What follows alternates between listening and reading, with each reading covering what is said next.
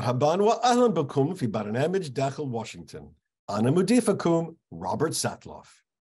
عادة تبدأ السياسة الأمريكية من واشنطن وتنتهي في باقي الولايات، بينما في الوقت الراهن تبدأ أهم القصص السياسية في الولايات وتأتي إلى واشنطن. في نيويورك قام مدعٍ عام بما لم يقم به أي من ذرائه في التاريخ الأمريكي من قبل. اتهم المدعٍ العام رئيس سابق بارتكابه جرائم جنائية. فكيف تؤثر مشاكل دونالد ترامب القانونية في حملاته الرئاسية؟ في ولاية تينيسي طرد الجمهوريون مشرعين ديمقراطيين من مقاعدهما في الهيئة التشريعية للولاية لأنهما قاما بتقديم مقترح للحد من الأسلحة بعد حادثة إطلاق نار جماعية في مدرسة خاصة. هذا مثال عملي على ما يسميه البعد بثقافة الغاء السياسي.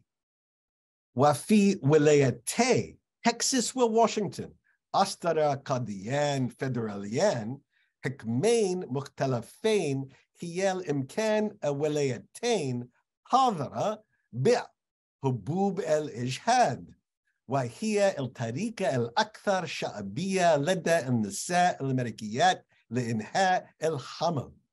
أما قريب ستطرح القضية أمام المحكمة العليا. هناك مواضيع كثيرة لمناقشتنا هنا، ويسرني أن ألتقي بمجموعة من الخبراء السياسيين: دانيال ليبمان, Alex Gangitano, and David Hawkins. Welcome back to Dakhel, Washington. Most people around the world, when they look at American politics, they focus on Washington. This week, we're going to teach you a different lesson. If you want to understand America, don't start in Washington, end in Washington. Start around the country. The 50 states, they're all producing stories that often end up in our nation's capital. Let's begin with Daniel Lippman, Alex Gangitano, and David Hawkins explaining what is perhaps the biggest political story in America today, and it's coming out of New York. And there, the former president of the United States, the first ever former president to be indicted. We now have the details. Daniel, what do we know? Well, we know this is all about a payoff he made to an alleged mistress, a porn star named Stormy Daniels, and he routed it through the $130,000 payment through his lawyer, Michael Cohen, a few years ago. And he allegedly misrepresented what the money was for. He said it was for legal expenses, and the New York prosecutors are saying that it was used to cover up another crime, which was a campaign finance violation, and could hurt his presidential campaign long-term, although right now he's getting a big boost from supporters who say he is a victim of political persecution. Yes, Alex, just to put this in a bit of context, I mean, regrettably, we've had sex in the headlines in America before under a different president. The sex is not the crime, correct? That's right. This is actually a crime of falsifying business records. That's what he's being charged in the count here. So you're right. This has been part of, American culture that sex has been in the headlines before. And it seems like his supporters aren't concerned as much with, the alleged mistresses or affairs. That's been something that's part of Donald Trump's life or people speculated about for years, even when he was originally running for president.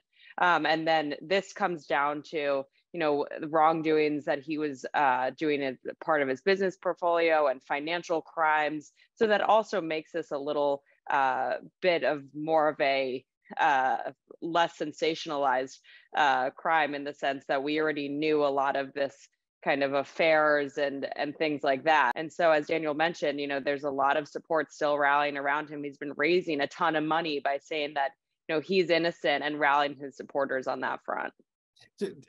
David, when one thinks of the Trump administration and the great issues that occurred in our nation and the alleged violations and crimes of that President Trump is being accused of, this is pretty meager stuff, isn't it?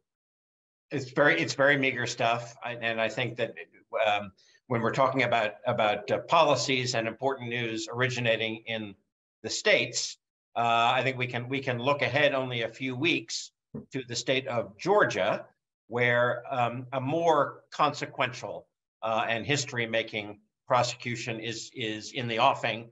The district attorney in Atlanta, local district attorney, is expected to take to a grand jury a case alleging that Donald Trump and several of his associates essentially tried to steal Georgia's electoral votes from 2020. This would be obviously something that the history books would remember much more than falsifying records to cover up hush money to a porn star, in the same way that I think viewers around the world probably would scratch their heads when they think, so the only time the United States has impeached a president before Trump was Bill Clinton, and it had something to do with sex. People will not remember these things. These will be forgotten. I don't think our children or grandchildren will ever really think about what Alvin Bragg, the DA in New York, did, or even what happened to Bill Clinton to do with sex. But they would remember an indictment that is alleging that a sitting president, a defeated president, tried to stay in power by illegal means. So look ahead to Georgia. And Daniel, when you think about Georgia, is that likely to have bigger ramifications both among Republicans and energizing Democrats? Well, I think the voters in his base are going to be with Trump no matter what. Remember, he said once several years ago, famously, I could shoot someone in the middle of Fifth Avenue and I wouldn't lose any supporters. And so I think some of his rivals for the Republican nomination, they will be less supportive of Trump's actions if he gets charged in Georgia and by the U.S. Special Counsel, Jack Smith, for his documents imbroglio, and also the January 6th insurrection, whether it's sedition or another crime that he could have committed. They had all come out after Alvin Bragg charged Trump and said, oh, this is nothing.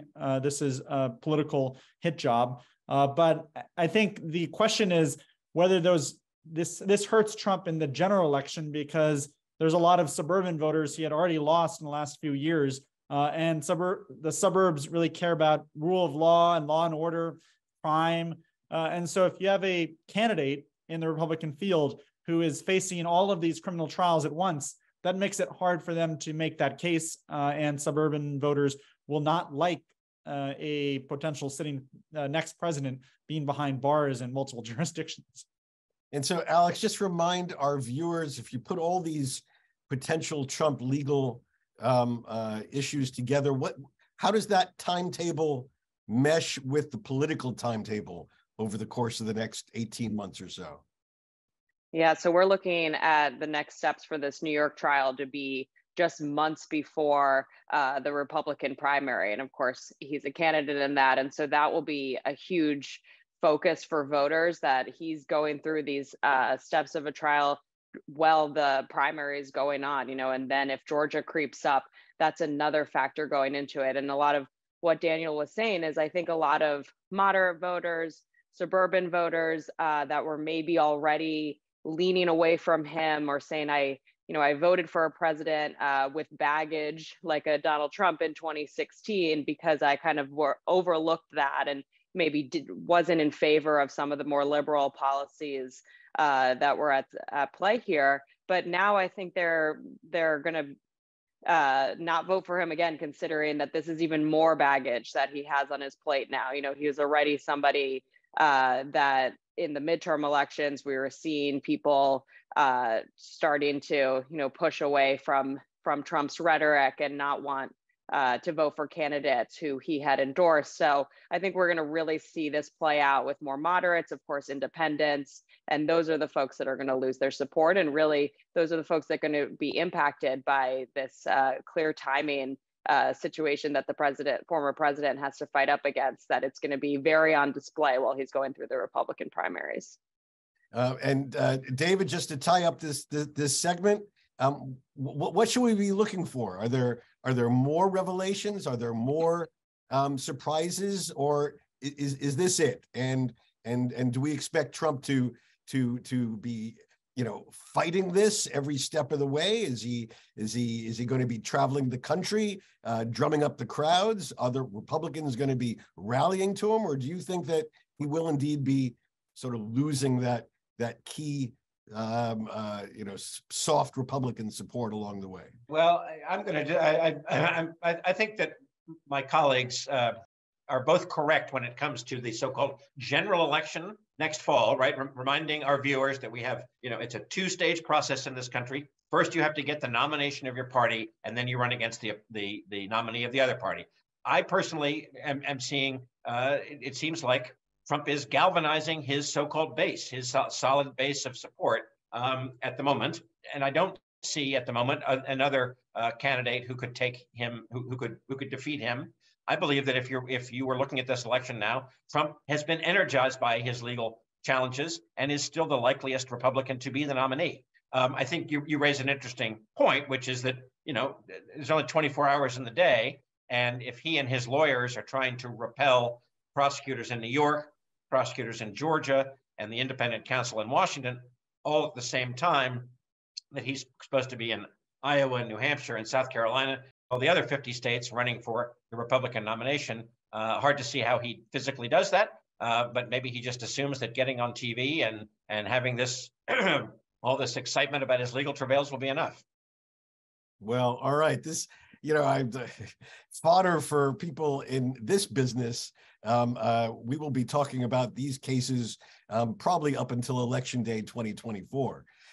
Let's shift gears. Another big story that ballooned in the last couple of weeks, Alex, in Tennessee, we saw a remarkable example of what you can call these days cancel culture that emerged right on the floor of the state legislature and that got the White House involved. What happened in Tennessee? Yeah, that's right. So we had a shooting in Nashville, Tennessee that took the lives of 6 people, including 3 9-year-olds. And so then at the State House in Tennessee, there were 3 state lawmakers that were protesting, saying, you know, we need stricter gun control and we need legislation that could prevent something like this from happening again. There were then a lot of pushback from Republican lawmakers in that state house, and they ended up expelling them or voting to expel 3 of them. Only 2 of them got expelled. Both of them happened to be African-American men. So there was a lot of questions about, was this a race issue? Was this an issue of cancel culture, like you're saying, that you can just silence your fellow colleagues who were elected officials, you know, by the people because you don't agree with what they're trying to fight for or what they're pushing for? You know, how much can they support a protest that's going out in the streets? You know, there were protests with students about gun violence who were saw what happened at this Nashville school just days before the protest, and they were supporting those students. You know, how much can a lawmaker voice their support in support of the people? So there was definitely a lot of questions around this. You know, the White House, like you mentioned, and Vice President Harris in particular, got involved and showed their support for these expelled officials. It was something that really bubbled up. You know, there was all eyes on Tennessee for a few weeks after the shooting, and then this instance. Of course, the White House is strongly in favor of new gun control legislation, and I think Tennessee shows kind of a local side of the issue, that in places with Republican control, including the House of Representatives, there's not going to be much movement on gun control issues. So protesting and calling for Republicans to do more is really all Democrats can do right now, including the White House. I mean, Daniel, it's you know, it's one thing to have a policy debate over this or that issue, more gun control, less gun control. It's not very usual to kick out people from legislatures who advocate for one or the other policies. It's not as though anybody accuses them of ethics violations or some other crimes, is it? No, you're completely right. And the Tennessee legislature has had a number of former, Republicans who have been in critical positions there, who have been accused of much worse in terms of sexual harassment and other types of bad behavior. And they did not kick out those people. They kind of had explanations for why those people should, the fact that voters had kept them in office. And so I think this is kind of a trend of democracy backsliding in the world, including in the states, where if you kick these people out, their constituents who voted them in and knew who they were, they are deprived temporarily of a voice in the legislature. And what's interesting is that these legislators are actually getting put back in. And so they are not going to probably miss a single session in the Tennessee legislature because this was not a permanent ban from the legislature. And I think it's interesting to see how the Republicans, this backfired on them, because this gave those Tennessee legislators who got kicked out a huge platform. Everyone in the country and lots of people who are paying attention in the world know about this cause. And so it gave them a huge platform, which they're able to become national figures and probably congressmen one day. All right. When we come back after the break, we're going to continue with this conversation. We're going to turn to this emerging new huge national debate connected to the Roe v. Wade issue about abortion, but this time about the future of abortion pills and their access across the country in just a moment.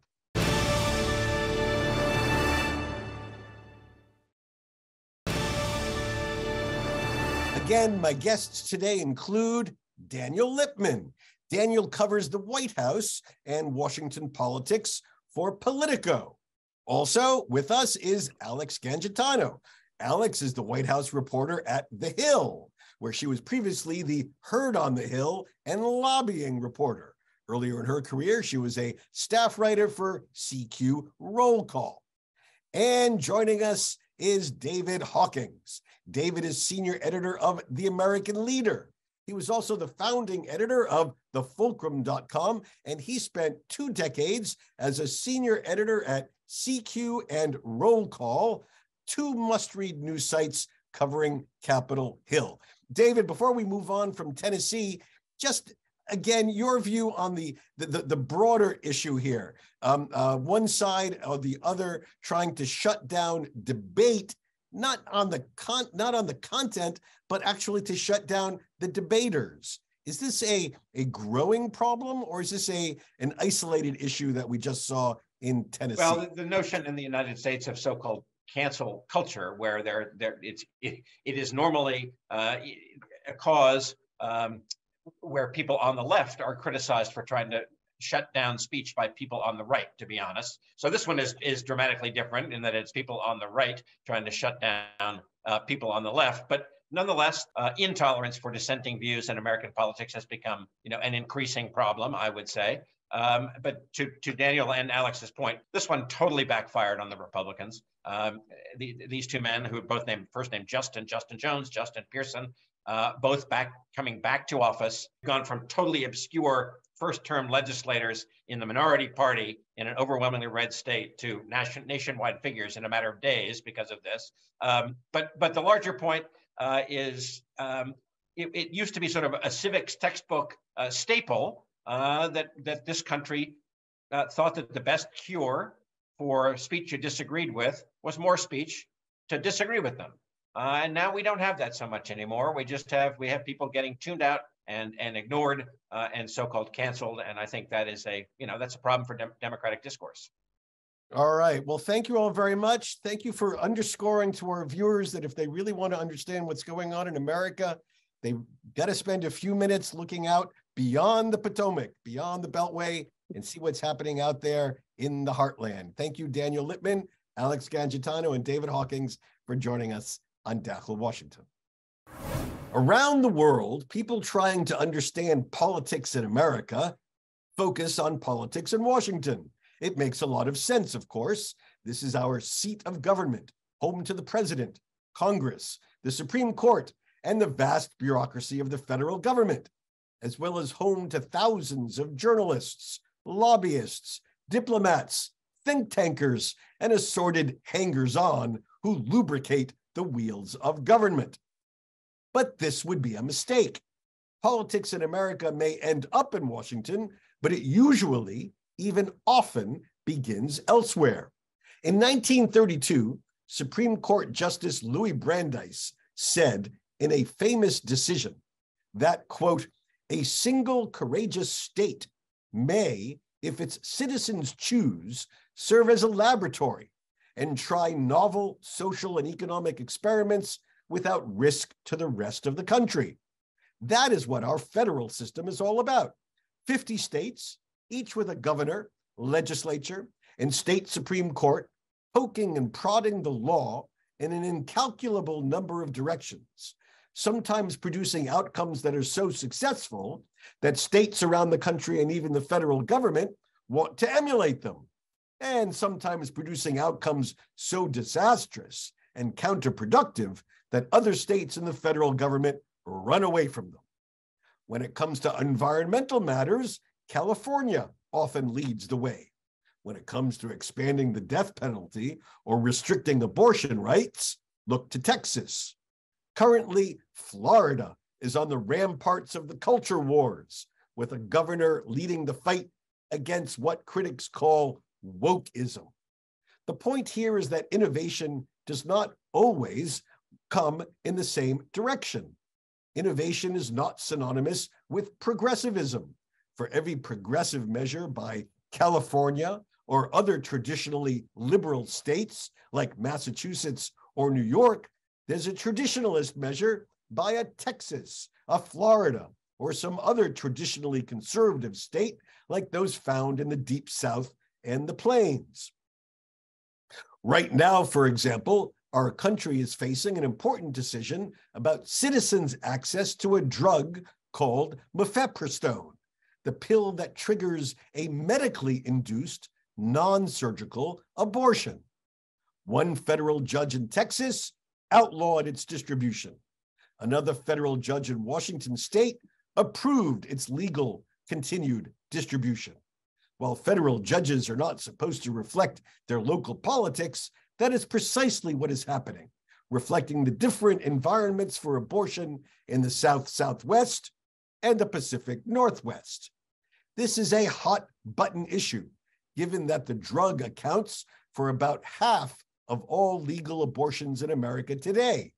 Its use or prohibition is the battleground for the fight over abortion rights and abortion restrictions in our country. The fact that two federal judges ruled on either side of the issue means that it is likely on the fast track to the Supreme Court. What does this mean for Middle East viewers trying to understand what is really happening in America? It means you have to expand your horizons beyond Washington.